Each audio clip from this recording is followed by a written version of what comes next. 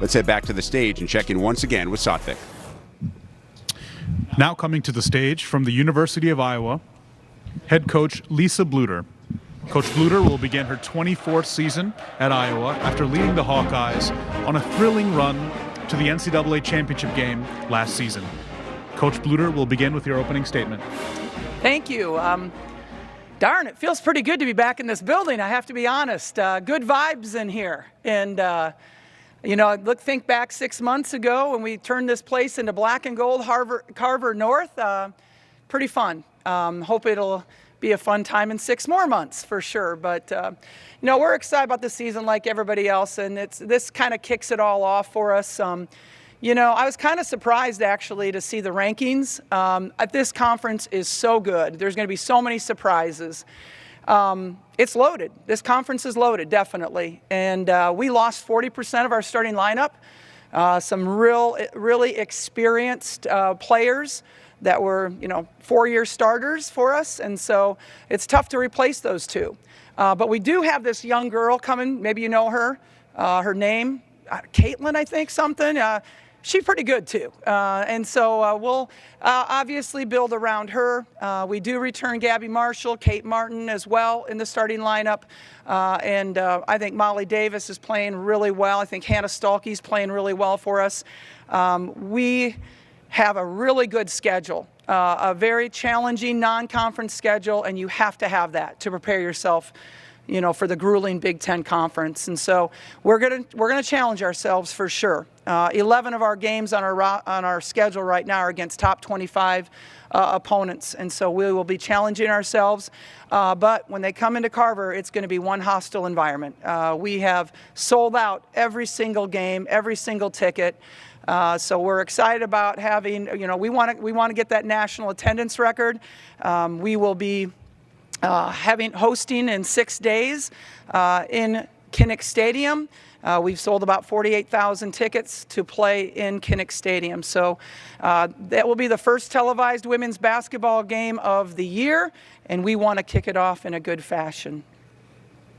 Thank you, Coach. We'll open the floor now for questions. On your left side.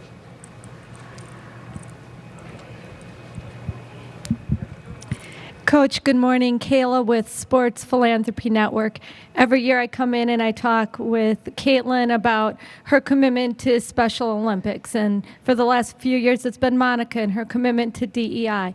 What is the secret sauce for a winning team who does so good academically, on the court, and in the community?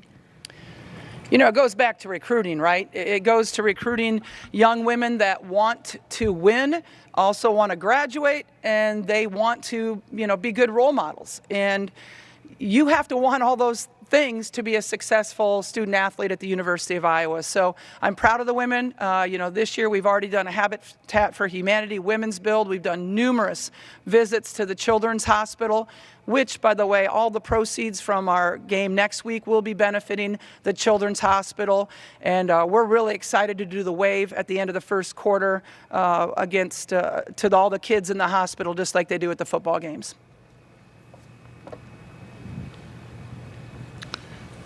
You're right here.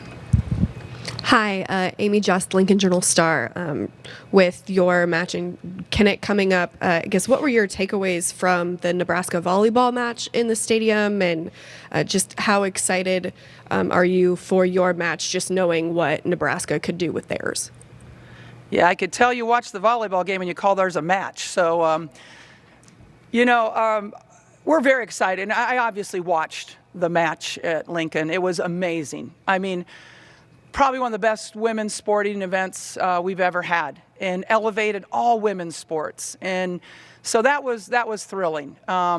We had planned this before we knew that they were going to do that in Nebraska, and I'm just thrilled that we had a staff, administration that backed us in this, because as you may know, that there's a lot of extra work that goes into putting a basketball court and a football field, and I'm just so proud of our administration that they've been behind us 100% with this. But yeah, what they did at Nebraska was phenomenal.